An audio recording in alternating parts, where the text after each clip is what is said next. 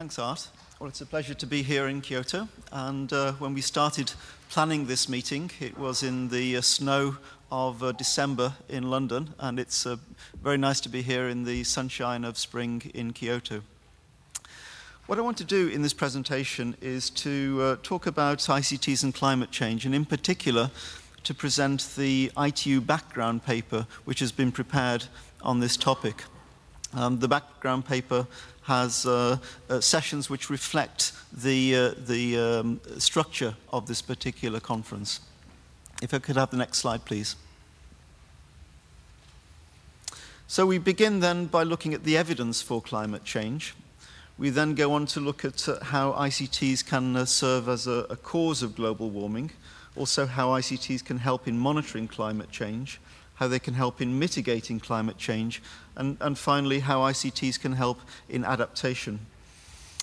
I will conclude this presentation by talking about ITU's own strategy for climate change, and in particular, the move towards a climate-neutral ITU. Could I have the next slide, please? And the next one. Well, we've seen some of the presentations of the rather gloomy prognostications of climate change. And in this context, it is the report of the IPCC, the Intergovernmental Panel on Climate Change, the fourth assessment report, which is really providing the basis for the scientific understanding of climate change.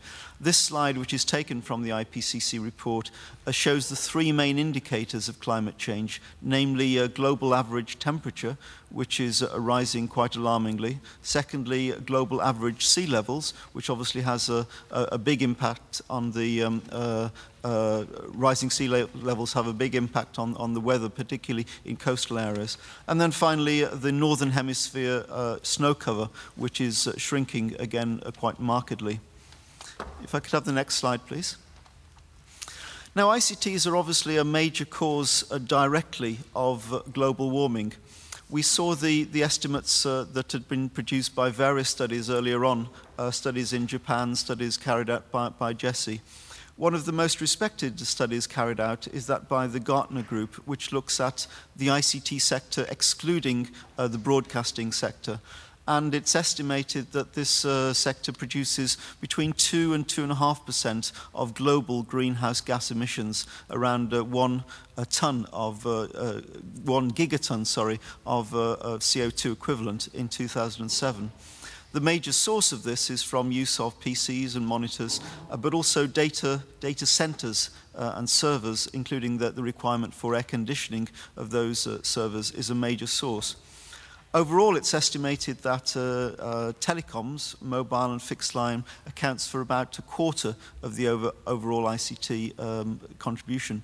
However, I should stress again that this doesn't include broadcasting, and as we've just seen in the presentation from the MIC study, it may be that the broadcasting sector actually exceeds the ICT sector in terms of emission of greenhouse gases used for power consumption.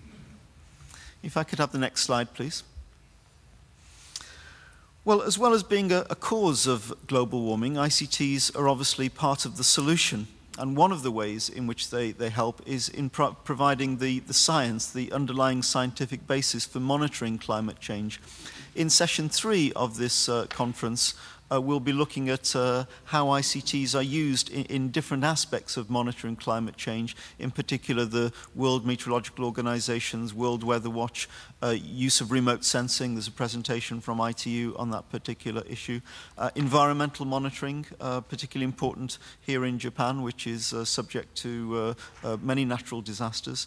How ICTs are used for digital climate forecasting, and then in particular how ICTs are used for GPS-enabled telemetry and ubiquitous sensor networks. All of these are areas in which standardization is important, and that's one of the ITU's key areas. If we could go on to the next slide. So mitigating the impact. Next, please. If we look at how ICTs can be used for mitigating the impact, if we could have the next slide, please. There are three ways in this works. Firstly, directly through energy saving. In particular, next-generation networks should reduce greenhouse gas emissions by some 40%. And furthermore, modern radio technologies are estimated to reduce energy consumption of transmitters by up to 10 times by the way in which more powerful receivers can work in conjunction with lower power transmitters. The next slide, please. Also, ICTs work indirectly for carbon abatement. For instance, as we've seen in Mr. Hormuz's presentation, video conferencing has great potential to reduce energy consumption in business travel. The study carried out by ETNO and the World Wildlife Fund estimated that if we reduce business travel by 1% in Europe, this would save some 1 million tons of carbon dioxide annually. Next, please. And the third way in which ICTs can work to mitigate the effect on the environment is systemically through processes such as dematerialization that Dr. Neves talked about in his presentation. For instance, it's estimated that intelligent transport systems could be used to reduce vehicle carbon emissions below 130 grams per vehicle kilometre by using, for instance, GPS to optimize car routing, or by using systems such as congestion charging, etc. If I could have the next slide, please. Well, it's important that the ICT sector puts its own house in order, and I think this is beginning to happen, as we've seen in some of the presentations already this morning. The sponsor and host of our London Symposium in June, BT, has already reduced its own carbon emissions by some 60% compared with the baseline of 1996. And it intends to further reduce those emissions to 80% by the year 2016. In particular, BT is also looking at using some of its facilities across the UK to actually generate its own power, for instance, using high sites for wind turbines. The European Telecommunication Network Operators Association, members of ETNO, reduced their carbon emissions by some 7%, and furthermore reduced the carbon intensity of their services by some 14% in the early part of this century. NTT, who is chairing this particular symposium, through its total power revolution, also saved some 124 million kilowatt hours in 2007, amongst many other initiatives. And as we'll see throughout this symposium, there are a number of different initiatives now. I've listed a few of those on this slide, including Jesse. But I think it's important that there is coordination amongst those initiatives, and ITU is certainly ready to play its part in coordinating the work of the ICT sector more generally in addressing this topic. If I could have the next slide, and the next one.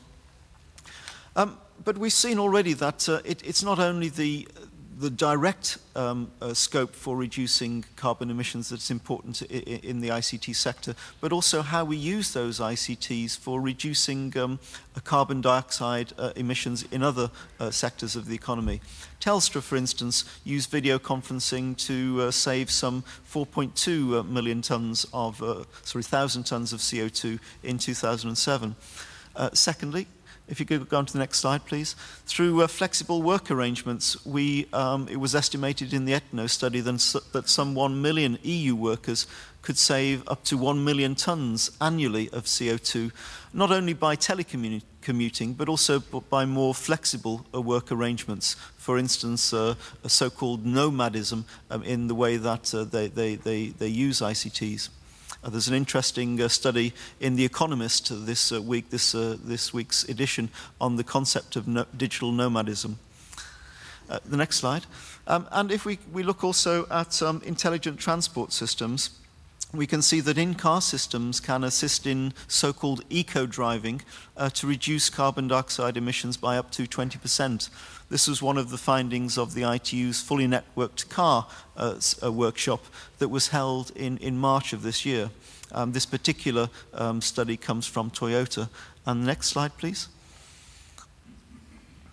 And then finally, as a way in which ICTs can be used for carbon abatement and displacement, a dematerialization, the so-called replacing of atoms with bits. To give you one specific example from the ITU, when we moved towards free IQT recommendations online through a decision of the ITU Council last summer, we were able to save some 105 tons of CO2 annually through the free distribution of ITU recommendations online rather than the distribution of paper copies.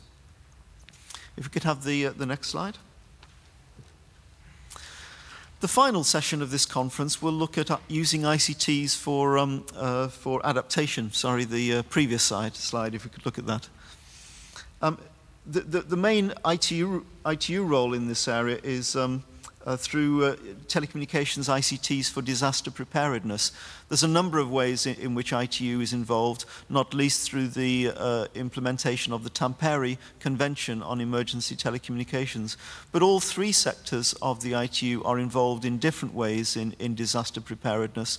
Just to give one specific example, recommendation E106 from the ITU-T last year on call priority and alerting helped in establishing a procedure for warning people in advance of emergencies, such as the tsunami which hit this region in 2004. And if I could have the next slide, please. So ITU itself is also reforming itself towards a climate neutral status. Next, please. We're doing this by four main priorities. The first is to develop a knowledge base and repository of good practice in the area of ICTs and climate change. For instance, within ITU-T, we're carrying out a systematic review of ITU-T recommendations to see where there are improvements that can be made. Next, please. Secondly, we're positioning ITU as a strategic leader, in particular through the draft resolution on ICTs and climate change that we'll be developing for the World Telecommunication Standardization Assembly. We're also aiming to promote a global understanding through international fora and agreements, including the high-level segment at this year's Council. Next, please. And also we'll be aiming to achieve a climate-neutral ITU within 3 years. We're already conducting a carbon audit, and we're using remote collaboration tools such as GoToMeeting, which is being used to broadcast this particular meeting worldwide. If I could have the final slide then. So, to conclude my presentation, ITU is working in a number of areas. Although this is the first of 2 symposia that we'll be holding this year, it is actually just the tip of the iceberg. And ITU, as you'll see from the background paper, has more than 50 actions already launched in the field of climate change. And we'll be looking forward to your suggestions and recommendations arising from this workshop on how we can move forward in the future. Thank you.